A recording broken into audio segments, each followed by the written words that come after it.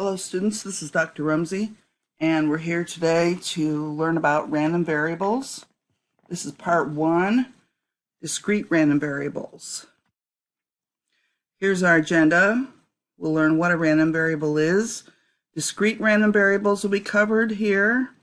Probability distributions, mean, variance, rule for means, rule for variance, and standard deviation of a random variable. So we'll first start out by asking, what is a random variable?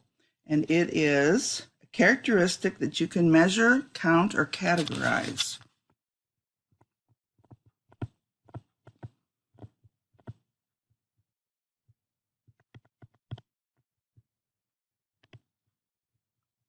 Measure, count, or categorize.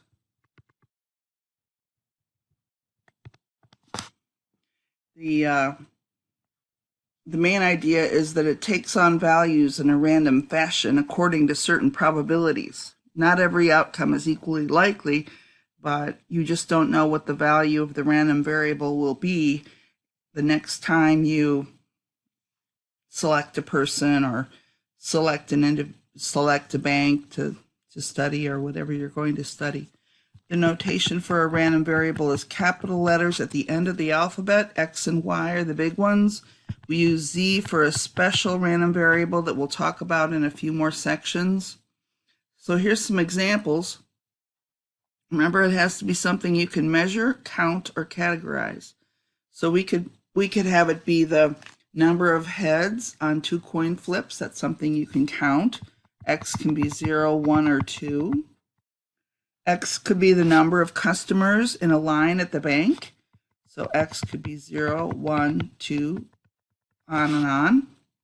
Or X could be the time it takes to serve a customer at a help desk, in which case you could take on basically anything greater than 0. Maybe equal to 0 if the person didn't need any help. You can include it or not. This last one, you have to write down an interval of numbers because their time can be measured at such a small, precise measurement that there's really an infinite number of possible values there. There's different types of random variables. The first is discrete, that's what we're talking about here in part 1, and the second one is continuous, which we will talk about in part 2. Discrete random variables are either finite or countably infinite.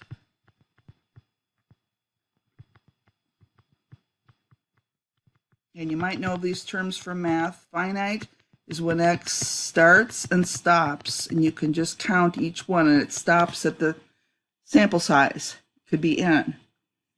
Countably infinite means X can be a number that you can count, but it doesn't have a specific ending point, like the number of people in line at the bank. You don't know exactly how many people could be in line at the bank. The line could go down the street out the door and all over the place, for example.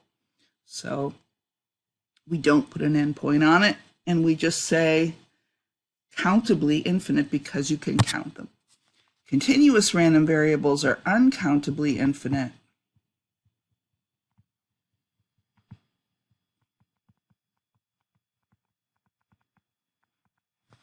Uncountably infinite, so intervals is what they take on.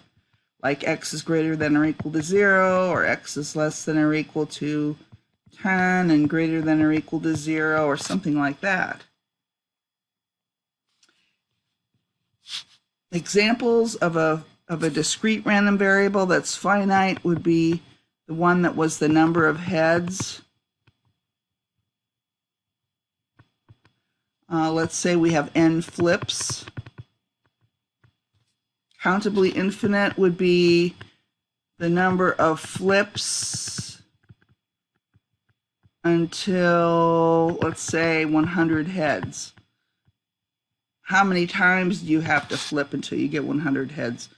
That would have to start at 0, start at 100, not 0, because you'd have at least 100 heads, 100 flips. For a continuous situation, it might be time waiting. And let's say in this case, you're only going to wait 10 minutes and then you're going to leave. So that would be everything from 0 to 10. Now, why this is so important is that the way you define the distributions is different for each type of random variable. The way you describe and handle probability is different, and the way you calculate the mean and standard deviation is different for each type of random variable. And the biggest difference is with discrete random variables, you're going to use summations because you're summing things that you can count. And in the continuous case, you can't count them all. You can't even list them all. So you do integrals. Integrals from A to B. And if you haven't practiced integration for a while, I know it's a prerequisite for this class, but if you want to review it, I have a document called Integration Practice that's under course information on Carmen. And I highly recommend you take a look at that so you know what kind of functions we're going to be dealing with.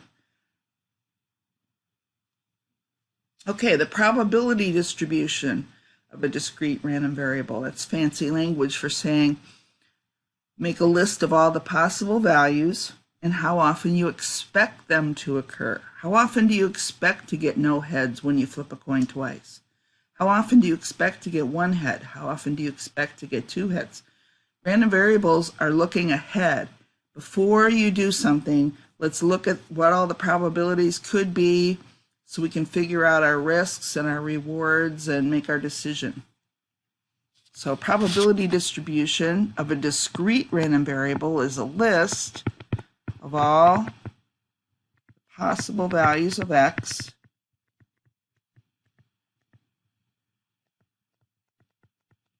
and how often you expect them to occur. So you're looking ahead into the future here.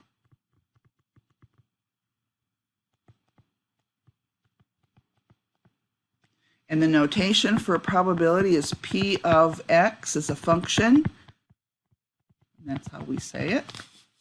Two requirements are every probability is between 0 and 1, and I know you knew that already. And also the sum of all the probabilities equals 1. So that's how you can tell if you have a legitimate situation. So let's look at an example. This is an example of a discrete random variable x, which is family size. And they have family size going from 2 to 7. 1's not really included. It has 0 probability. So they start with 2 as a family. And everything above 7 gets lumped in with the 7s because they have such a small percentage. So your first question is P of x a legitimate probability distribution? So you have to know what this means to answer the question, right? So first of all, is Px between 0 and 1? And you can see all those, yes. And 2 is the sum of the Px's equal to 1. And if you add up all those numbers, you'll find the answer is yes. And then you can find probabilities, like the probability that x is greater than 3. That would be the probability that x is 4 plus all the way up to probability x is 7. And that would be 0.21 plus all the way up to 0.02, which is 0.35. And the probability that x equals 4 is 0.21. It's right on the table there. So with discrete random variables, you have to have a listing of all the values that could happen and how often you expect them to happen.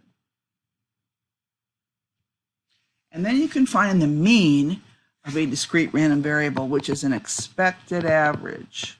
What do you expect? Over all the possible values that can occur, you're looking for an expected average. So you're going to put weights. Leave a little room here for notation. I guess I'll just put the formula down here. The weights are the probabilities.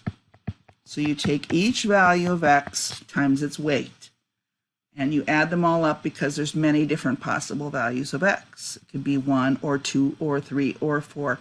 Every time you say or, you sum by the addition rule, which we learned about in the previous sections. So it's the sum of x times px, x times px, x times px. And the notation is mu x. This is a small letter m in Greek.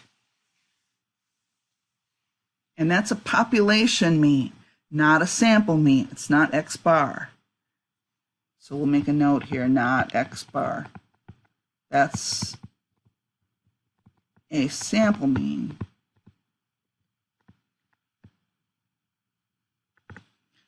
This is population mean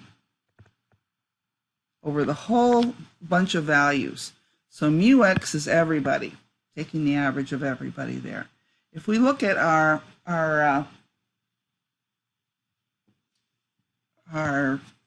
in more formal terms, it's the average of all possible values in the whole population, and x bar is not equal to mu x. That's really important to remember, the notation for these things.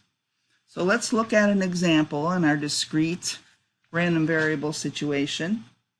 We're going to find the mean family size, that's mu x, is summation x px, which is, we can cut out the 1, 2 times 0.42 plus 3 times 0.23 plus up to 7 times 0.02. You can see the number that gets the most weight is 2 because it happens 42% of the time. And the value that gets the least weight is 7 because it only happens 2% of the time. It's extremely important not to just take the average of the values of x because they're not equally weighted. They don't have equal probability. So don't just average them, because if you average them, you are just finding the average when they're all equally likely. We're putting weights on the values here according to how often we expect them to occur. So you get 3.14 for this is the average family size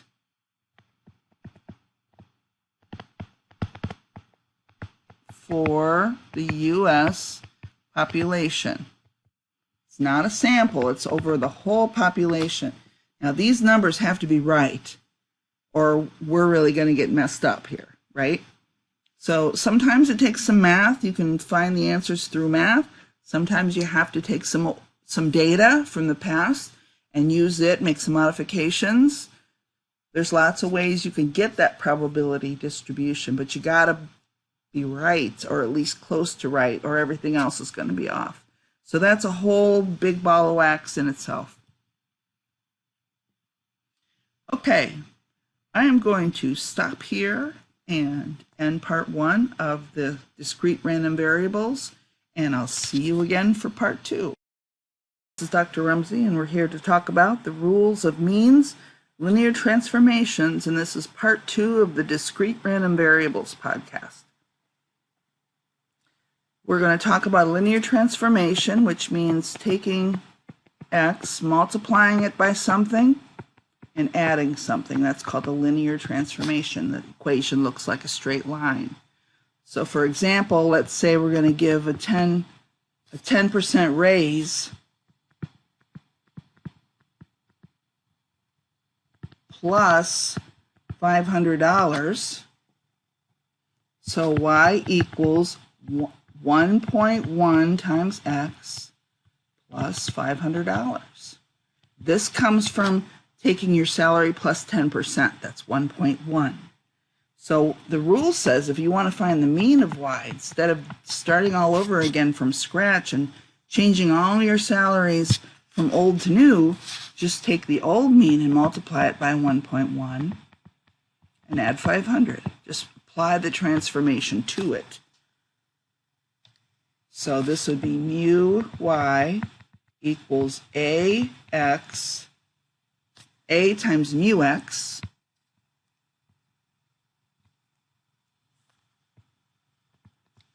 plus B. 1.1 is A and 500 is B. So to find the mean of this new thing, you take mu x, multiply it by A, and add B just like you would do to the original values. So let's do an example. Let's say we're in Cancun and we're looking at the temperature. It's 28 degrees, 28.5 degrees average temperature, but that's in centigrade. What is it in Fahrenheit? So here's the formula to change from centigrade to Fahrenheit. So let's find the mean temperature in Fahrenheit. That would be mu of 9/5 C plus 32. So we're multiplying the mean by 9/5, the old mean, and just adding 32. This is what we were given, the old mean. So this is 9/5 times 28.5 plus 32, which is 83.3, I believe. 83.3 degrees Fahrenheit. So that's how you do that problem. It's pretty much just what you thought it would be, that you would do to the mean. Now, if you have two variables like x and y and you want to subtract them and look at the sum or difference, maybe you want to add them together. The rule says if you want to add them together and find the new mean, you just take the old means and add them together. So you don't have to do everything all over again. So for example, if the mean of x is 10, that's mu x, mean of y is 20, what is the mean of x plus y? It would be mu x plus y is mu x plus mu y, which is 10 plus 20 is 30. That's how you would do that. Just simply add them together. And now the question is, what is the mean of x minus y? There's not a rule for that. That's because you can figure it out yourself. And we'll do that on the next slide. So we have mu, so far, x plus y equals mu x plus mu y. And we'd like to think that mu x minus y equals mu x minus mu y. We'd like to think that, but let's show it. Make sure it's true. So mu of x minus y equals, and this is a little math trick you've probably seen before, but if you haven't, here it is. Rewriting it as a sum, x plus -1 times y. Now we can split them using our little addition rule there. Mu -1 times y. And now we're supposed to pull this out in front. So this will give us mu, according to rule 1, plus -1 times mu y, which is just what we thought, mu x minus mu y. So those are two things that you get to use. All these formulas from this section are in the formula sheet. These are two rules that you can use to simplify problems like this. Mean value of a home with a mortgage, 187,000, let's call that mu x. Mean value of a home without a mortgage, 127,100, let's call that mu y. And you want the mean difference. You really need to know what that term means before you can actually do it, right? So make sure you know that. The mean difference is the mean of the difference. It's mu of x minus y. That's what it's telling you to do. So you're going to take mu x minus mu y, so you'll take 187,000 minus 127,100, which is 59,900. And so that's the mean difference in the home values. Mean difference means you're going to take the mean of the difference. Now we're going to find the variance of a discrete random variable. The variance is just the same as the square of the standard deviation. So it's directly related to the standard deviation. So we'll find it first, and then we square root it to find the standard deviation. So it's a weighted average of the squared deviations from the mean. Not super useful for our class, but it's very useful for your next class that follows ours. So notation is sigma squared x. This is a small Greek s.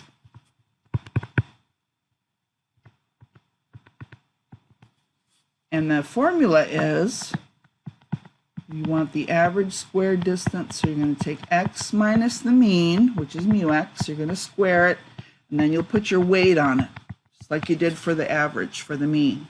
Units do not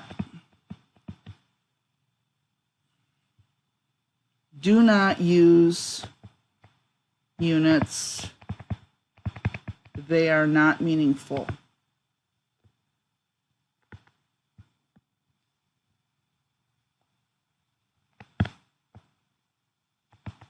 So there are units kind of to this. It's a squared difference. But suppose you were looking at ages. You wouldn't have a squared age, or a squared weight, or squared height, or square dollars. So don't use units. They are not meaningful for this, for the variance. Doesn't mean it's unit free. It just means we're not going to apply units to that particular statistic. The standard deviation, like I said, is the square root, so that's just sigma x. Sigma is a small letter s, standing for standard deviation. The formula is the square root of the variance, which is the square root of the sum of x minus the mean squared times px. Remember, this is all in your formula sheet. Units are, thankfully, same as x. That's why we like the standard deviation much better in this class than the variance. So how do we apply that to this example? We have our family size example, and we want to find the mean and standard deviation. Well, we found the mean. We're going to find the standard deviation and the variance. Remember what the mean was, by the way? 3.14, right? We're going to use that to calculate variance. So sigma squared x is the sum of x minus 3.14 squared times the probability. So we'll start out the sum of 2 minus 3.14 squared times 0.42. Where did I get that? Going back a step, the 2, and then here's 42% of the time. The next one will be 3, and it'll happen 23% of the time. Plus 3 minus 3.14 squared, 23% of the time, plus all the way up to, whoops, I don't need another summation sign there. I don't need to sum again. Let's erase that, because we're already summing. Plus 7 minus 3.14 squared times 0.02. That's the last probability. And when you do all that, you get 1.56. Don't put any units on that. It's not meaningful. Standard deviation is the square root of 1.56, which is 1.25, and you can say people. Don't round it to make it make more sense. It's just an average number of people, an average distance from the mean. It's an average amount of bouncing around that family sizes do. Family sizes change, and this is the average value by how much they change from family to family. So rule number 1 for variances, linear transformations again. We're going to go y equals ax plus b. And sigma squared of ax plus b turns out to be a squared times sigma squared x plus 0. You don't have to write the 0. I'm just putting it there for emphasis. So what's happening is, in all this squaring business that you were doing in the previous slide, if you got an a involved, you're going to be squaring the a as well. So that's going to get pulled out in front and squared. You can see it right here. Times the old sigma squared x. And then when you add b to everything, remember that doesn't change the standard deviation, so it won't change the variance. If you're adding something on to everything, the amount of variability or variation or variance doesn't change. If you have numbers 1, 2, 3, and you add 100 to them, you have 101, 102, 103. They still are the same distance from the mean as they were before. So nothing happens here. This goes away, basically. So for example, let's do the 1.10 times x plus 500 situation. And let's say the sigma squared of x was 1,000.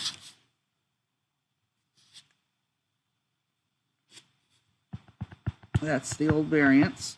So now we're going to have sigma squared of 1.10x, that's the 10% raise plus 500 bucks. That's going to be 1.10 squared. Take this one and pull it out and square it. And just forget about that one. Sigma squared x plus 0. Now you don't have to write the 0, just leave it there. I'm putting it there for emphasis. So this is 1.10 squared times 1,000. And then for the, and that's sigma squared x. And then for the standard deviation, you take the square root. Guess we aren't asked for it, but let's find it. Square root of 1.10 squared times 1,000. And whatever that is, you can figure that out. That would be in dollars. No units to that variance. And in Cancun again, if we want the variance in Fahrenheit and we have a variance of 5, this is about what the real variance is anyway, sigma squared of 9/5 c plus 32, take this, pull it out in front and square it, is 9/5 squared times the old variance, sigma squared c, plus 0. So this is 9/5 squared times 5, which we were given in the problem. And that comes out to be 16.2, leave the units off. Standard deviation is sigma x is square root of 16.2, which is 4.02 degrees Fahrenheit.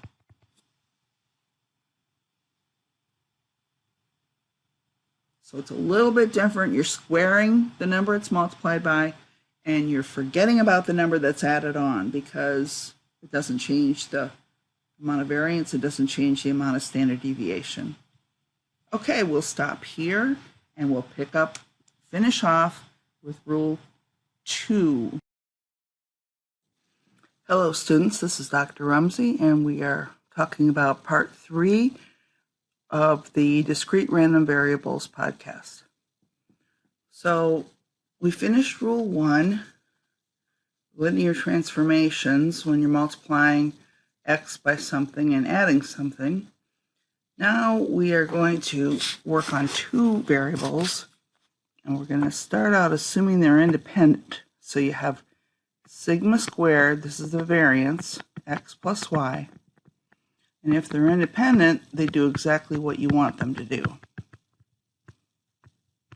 They split up. Only when they're independent. That's very important to remember. The difference is do something you might not expect. They sum together. And what you do is that little math trick, sigma squared x minus y becomes x, sigma squared x plus negative 1y. And then that's a sum, so you can split them. Sigma squared times negative 1y. And then this -1 gets squared and pulled out by rule 1. Remember, we're doing a variance, right? So the coefficient there gets pulled out and squared because we're squaring in the variance. So this will be sigma squared x plus -1 squared times sigma squared y. And of course, -1 squared is 1. So this is sigma squared x plus sigma squared y. So whether you're adding or subtracting, you're going to end up summing the individual variances together, only when x and y are independent. So make sure you remember this. So there's a couple questions we can ask here. If x and y are independent, is the variance of x minus y equal to the variance of x minus the variance of y? It looks really good, but just remember, it's not that. It's not the difference between them. It's a sum, as we just figured out. So that's no.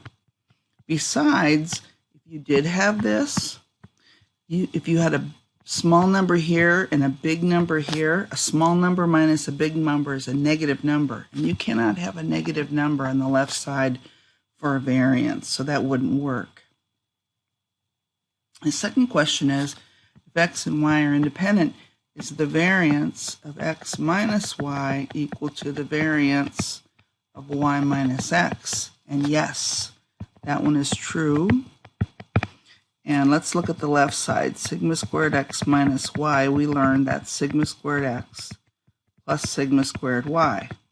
And if you just switch the letters around, y minus x is sigma squared y plus sigma squared x.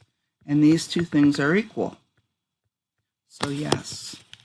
So these are some things you really want to remember. They're important notes. I think they're very important to know. So I'd like you to pay special attention to those things. Here's an example where you're looking for combined salaries, and we're going to look at variance and standard deviation. We have means and variances here. The mean management salary is given here, and the variance is 2,000, so I'll call that sigma squared x. The mean sales salary has a variance of 20,000, so that's sigma squared y. They both have sigma squares of 20,000, and we're assuming they're independent.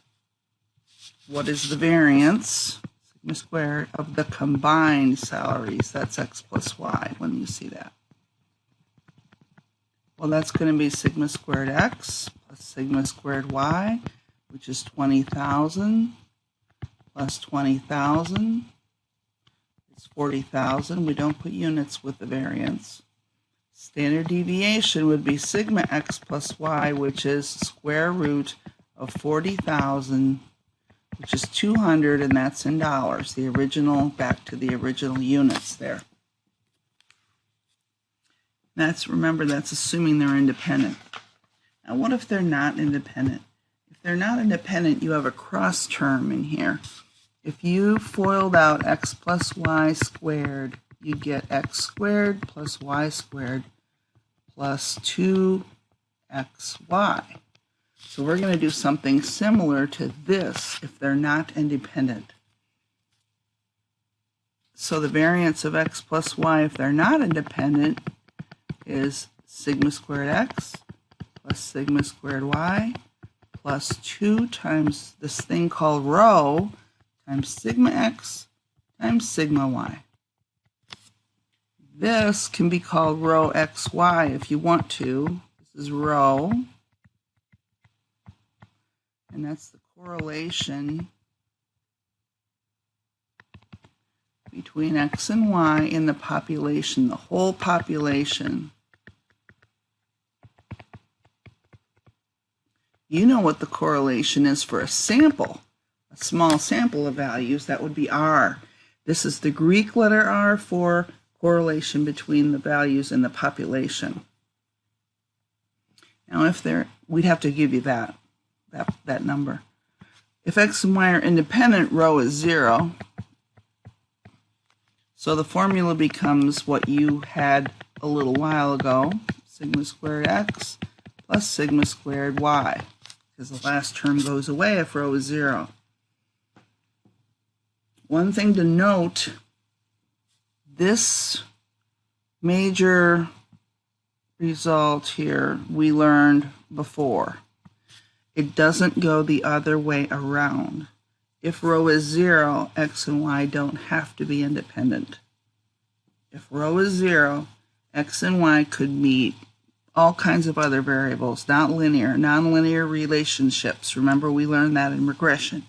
So x and y independent means rho is 0, but rho is 0 does not mean necessarily that x and y are independent, so it doesn't go both ways.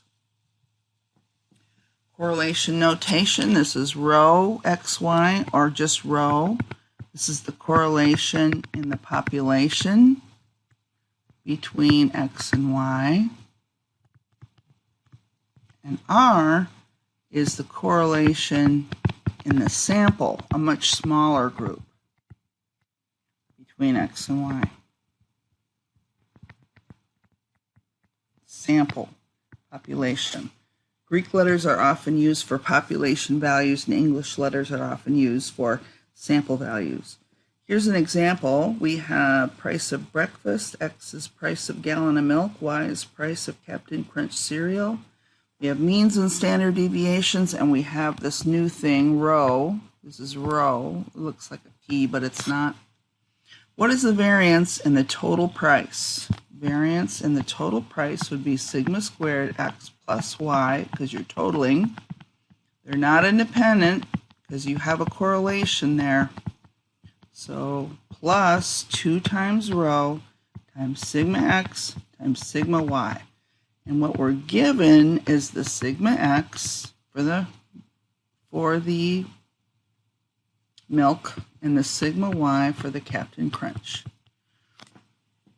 So you want to find sigma squared x, so that will be 0.50 squared plus sigma squared y is 0.75 squared plus 2 times rho, which is negative 0.7, times sigma x, which is 0.5, times sigma y, which is 0.75.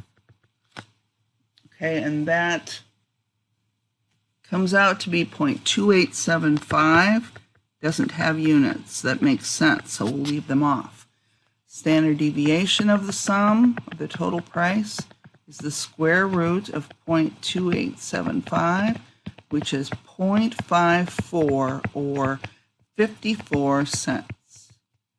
So you can either put it in dollars or cents, but put the units on because we're back in the units of y.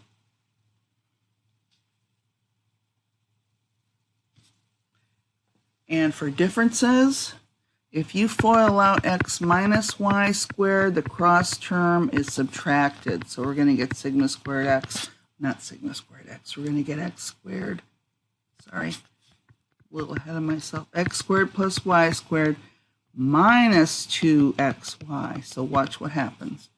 Sigma squared x minus y is sigma squared x plus sigma squared y minus 2 rho times sigma x times sigma y. And if they're independent, it becomes sigma squared x minus y is just the sum again of the two like you had before.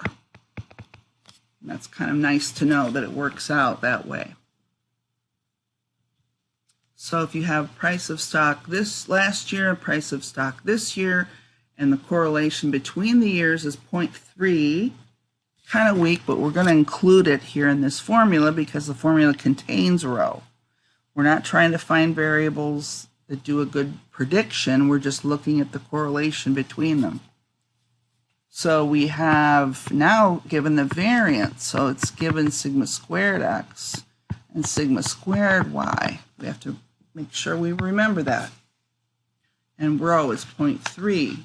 So we want the variance of the difference in price. So that would be sigma squared of x minus y, which is sigma squared x plus sigma squared y minus 2 rho sigma x sigma y.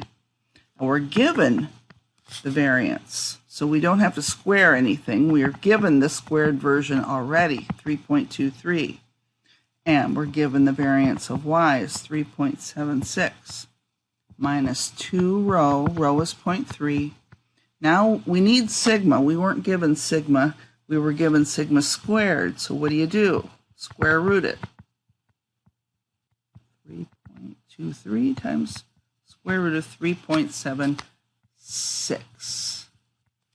And that comes out to be 4.90. And sigma becomes the square root of that, is $2.21. That is the standard deviation of the difference in the stock prices. And they're in dollars.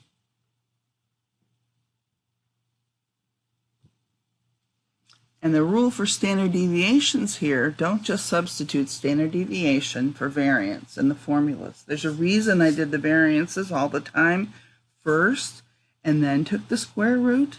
That's because if you just apply the formulas directly to the square root like you think they should work, they do not work that way. So you have to find variance first and then take the square root to find standard deviation rules.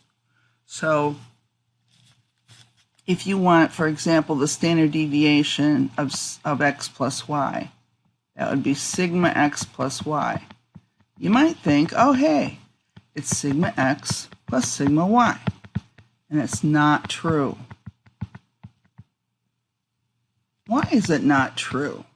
Well, if you know that the variance of x plus y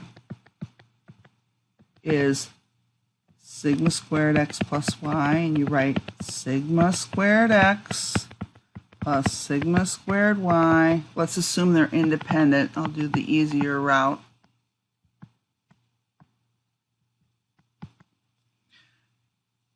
What is the standard deviation? Sigma of x plus y equals the square root of sigma squared x plus sigma squared y. That's the standard deviation. That thing under the square root does not simplify to sigma x plus sigma y. And you guys know that from math. Kind of seems like it should, but it doesn't work that way, right? So this is the standard deviation of x plus y. So do variance first. This is very important not to do. Okay, all these rules are super important, and the things you cannot do are just as important as the things you can do. Okay, we're going to end here. It's the end of the discrete random variables. Next, we'll talk about continuous random variables. Thank you for listening.